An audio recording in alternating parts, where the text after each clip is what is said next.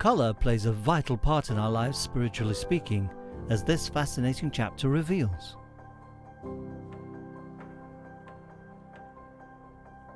Hello, this is Tony Clarkson from the Sanctuary of Healing, and I'm here again with my good friend Michael G. Reccia from the Joseph Communications, for which it's a privilege for me to be part of as well. And we're working through the book called The Fall, which in our opinion is probably the most important book that came through. And we're now on chapter 4. And so Michael is going to read chapter 4, and then we'll do another video afterwards with questions and answers that came in that particular trance session that we had at that time. So now I'll just hand over to Michael. Thank you, Tony. And leave it to you. Chapter 4 from The Fall, the nature and influence of colour. Joseph again speaking through me in trance. I should like to talk today about the nature and influence of colour on the original construction of the Earth and of planets that have not been affected by the localisation of the fall. God expresses creation through coloured rays, and coloured rays interpenetrate and layer to produce aspects of reality. At the beginning of this planet's tenure and being, the world was a very different place. It was principally a place of colour, and the colours that you see now are but pale imitations of what actually lies within the construction of the planet. The angelic forces that created this world did so by manipulating atoms of physical matter and also by manipulating coloured rays that contained within them those atoms. Construction in those days was a very different process than the heavy sequence that you see now in order to arrive at something in physical form. Here it is difficult to explain, but construction was a matter of intent given form through directed thought and the use of colour-charged atoms. Each planet was first created as a sphere of intent, and the Earth was created for very specific reasons to allow certain circumstances to play out during a visit to this sphere, and, through those circumstances, to give to the whole certain colours and certain tones.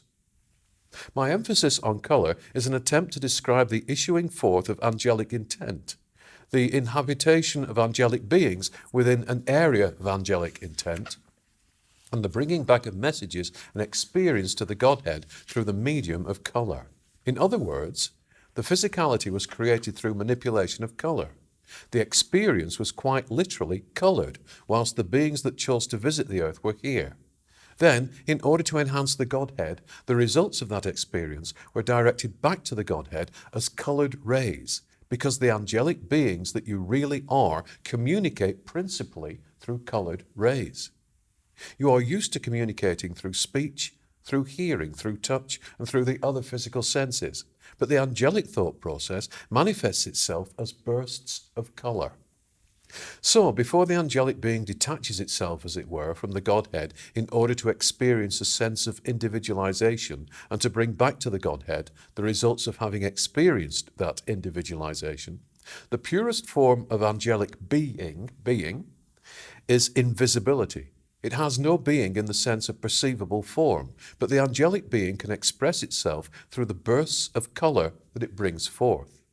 If you were to view an angelic being within the Godhead, and by that I mean not individualized, but operating within its original placement, you would see not a being, but bursts of colour. And those bursts of colour represent the thoughts of the angel. Then, as there is a distancing from God in order to experience in physical reality, those bursts of colour are used to create physical matter. And those bursts of colour were used originally to create the earth. The earth in its original form, and that form is still held within the heavy, degraded shell that you exist within and on, existed and exists as a crystalline sphere of colour, as a sphere that reflects intention, because all experience is a reflection from an area of being.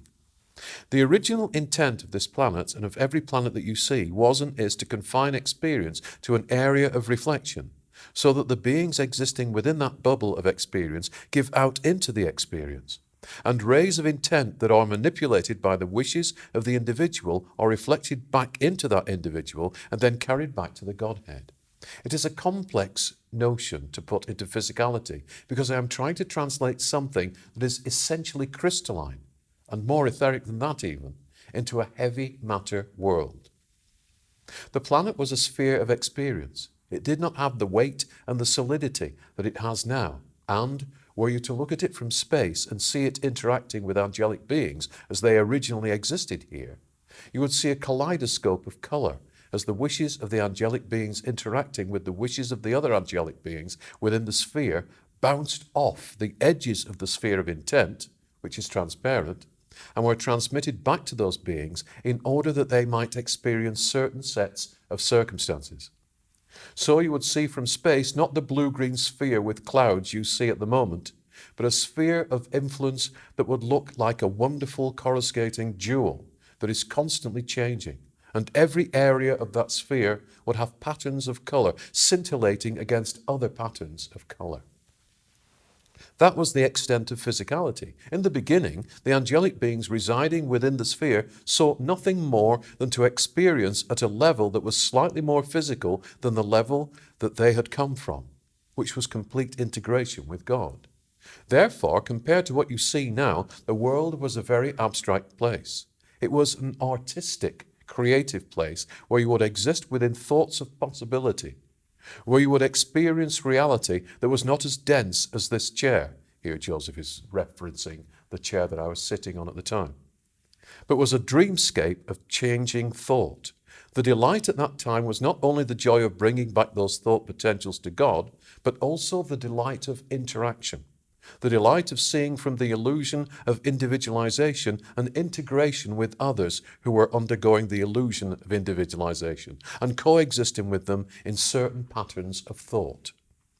There was an absolute delight in joining together and creating new patterns, new expressions of color, new expressions of creation, and contemplating them. Because the angelic beings visiting this planet at the beginning would spend sometimes thousands of years, if we were to try and measure the period within which they existed here, joyously looking at potentials, joyously constructing and deconstructing thought patterns to test them, to see if they were worthy of further exploration, to examine aspects of physicality and aspects of spirituality, to contemplate from an elusive distance from God what is meant to be individual and what it is meant to be the whole, and to consider what individualization was, and to consider what the whole was, to contemplate the meaning of existence on different levels of existence, and to bring back those promptings and musings to God. There were not, therefore, trees, animals, or souls with human form at that stage. There was simply, I suppose you would call it, gaseous compared to the solidity of the earth at this time, a gaseous state of being and encapsulation, a sphere within which possibility could be examined. This, you might think, is a far cry from the earth that you see at the moment, with its jagged rocks, trees, rivers and seas, and its friction that tears it apart. But at its God heart, the planet is still the same sphere of potential. It is as though the beings on earth have taken this beautiful jewel and encased it, sealed it up and imprisoned it. And the crust that you have built, and we will discuss how you did that at a later stage, is subject to cracking, displacement, degeneration, and entropy. But the core of the planet is an unchanging sphere of potential. But you cannot access it because of the brittleness and rigidity of the crust that you have placed around that sphere of potential and the crust that you have placed around yourselves. You are still capable of using colour in the way that you did at the beginning of this physical area of your universe and the life of the earth. But, as with most things spiritual, you don't believe this. But when you meditate, when you connect with God, and when you talk to us, these patterns of colour still exist within and around you. And the aura that is talked about so much in spiritual books is the ultimate example in creation of as above, so below. As the earth is in reality an aura of possibility around you, as beings encased in heavy physical matter, you now contain the same sphere of potential and colour around you in auric form. It is the same thing. It is a harking back to those days at the beginning when you used colour to influence this world and allowed it to influence you in order to influence the whole. This earth is now encased in heavy physical matter. Its colour potential is confined, and your ability to relate to it and to affect it is encased. You have the colour sphere of the earth and the sphere around you that is the aura, which is also an encased colour sphere, and the two should interact, but don't, because only with a few souls is that potential realised and tapped into. And of course, there is the field that surrounds and penetrates heavy matter, which also surrounds and penetrates to some extent the aura, and prevents you functioning as you once did as the angelic being that you are in influencing and tapping into the sphere of potential that is in reality the earth. I have talked about a gaseous state, but you can also liken the earth to a liquid state or an ever-changing palette. This is what it should be, and this is why your continents shift. They are reacting to the inner potential and mechanism of the planet that was there originally. The planet seeks to shift and to change, and your earthquakes are a reflection of this. Yes, they are caused by the field, but they are also a scream from the earth to say, I am not as rigid as this. I am not as inflexible as this. I need to move. I need to change. I need to flow. And this is also true of the individual, of the angelic being that you really are. The angelic being that you really are needs to flow, to change, to examine potential, and to bring through different aspects and possibilities of reality. But it cannot do so because it too is encased in heavy physical matter. The most long-lived of you are those who have discovered something of this spiritual truth, whose molecules are less rigid through examination and immersion in this spiritual truth than those who simply believe in physical matter. The flowing energies of colour rays from the earth and in the individual allow the earth to continue and allow the individual to continue. But in most cases, the heavy matter that surrounds the soul eventually restricts it to the point that the spirit inhabiting that heavy matter must move on, only to be drawn back into a similar existence again and again and again. It is restriction that causes you to live for the short period that you live. You are supposed to live for far longer than you do, but it is restriction of flow and of that liquid state that slows you down and eventually compresses you to the point where you have to escape because there is no more potential left. You cannot exert any influence on the earth. You cannot exert any influence on your own aura. So you must move out of the dwelling only to come back in if that is your desire. The communication that is taking place this morning is based on coloured rays. And it is the same mechanism occurring that is allowing communication that was used originally to create, because creation is communication of potential.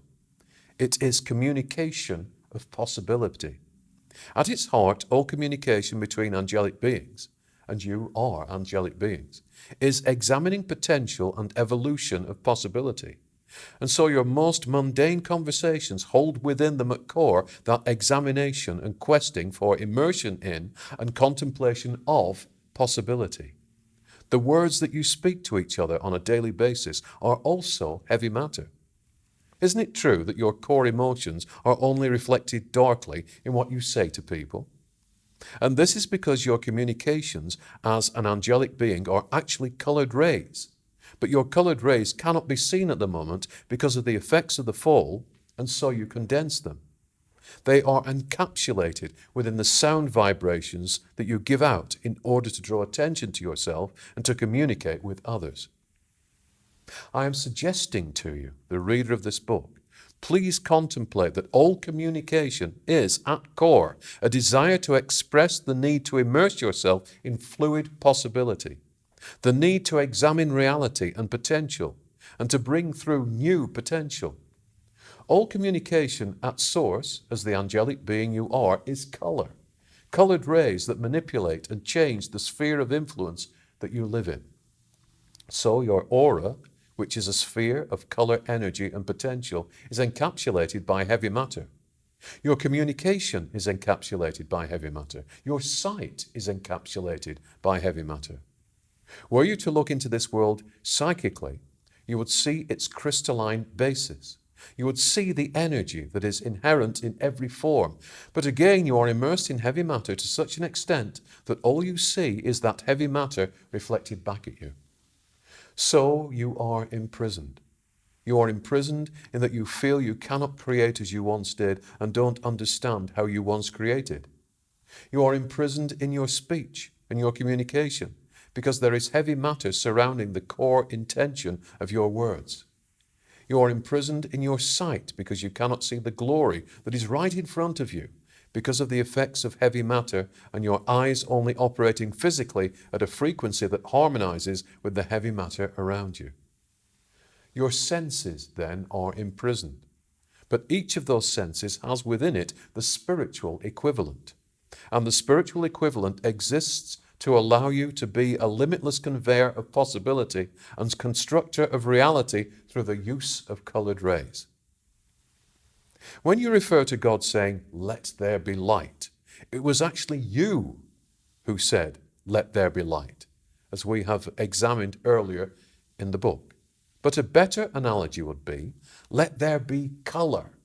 Let there be color to bring forth reality. Let there be that interplay of colored rays and spiritual atoms to create reality. It is our hope that eventually there will be that interplay of light and color again, so that the world and physical matter is reinfused with the energy and potential it once had. It is stuck. It is like having a slideshow where the slide projector sticks at one slide. So you have all these wonderful slides that you cannot access. For example, it might stick at a slide that shows a garden, and you believe that that garden is all there is. But it is only one slide that you have created and imprisoned yourself in. And to either side of that slide, there are other slides that show other wonderful vistas, landscapes, creatures, and colors beyond imagination. But you cannot access them because that one slide is stuck. The purpose of this communication is to explain, eventually through the subsequent chapters, why it is stuck, but also to open your mind to the possibility of there being other slides and to repair the machine so that it becomes what it once was. Quite a complex concept this morning, but I wanted to explain how your world came to be and the etheric quality of this planet at its source and its core. Not the rock charging through space that is the reference point of this earth that you recognize from photographs from space and say, "This is where I live." That is not what the earth really is. It is a wonderful sphere that reflects back to you as angels the possibilities that you contemplate in glory of God, in glory of being, in celebration and joy. And that has to be established. The origin and purpose of this earth has to be established so that we can then move on from why the earth you see today is not the earth that I have just described. It is in essence, but you cannot access it. I think that this chapter can be better illuminated through any questions you have at this stage regarding what I have just said. And at this point, Joseph moved on to the question and answer section of the delivery. Michael, thank you. Thank you, Tony. For chapter 4. It's mind-blowing. Every word is just so illuminating. And it's building, isn't it? It is. Into the core premise of the book, which will be revealed later. It's incredible. So, we come to the end of the chapter, but not to the end in the sense that we still have to go through the questions and answers. And again, we will do that in a separate video. And we do hope that all of you will join us for that video and for those questions and answers. And so it's goodbye from me and it's goodbye from Michael. Thank you for watching and listening. And as I've said before, if you could subscribe, that helps us as well. That would be wonderful. Looking forward to seeing you the next time. God bless. Take care. God bless.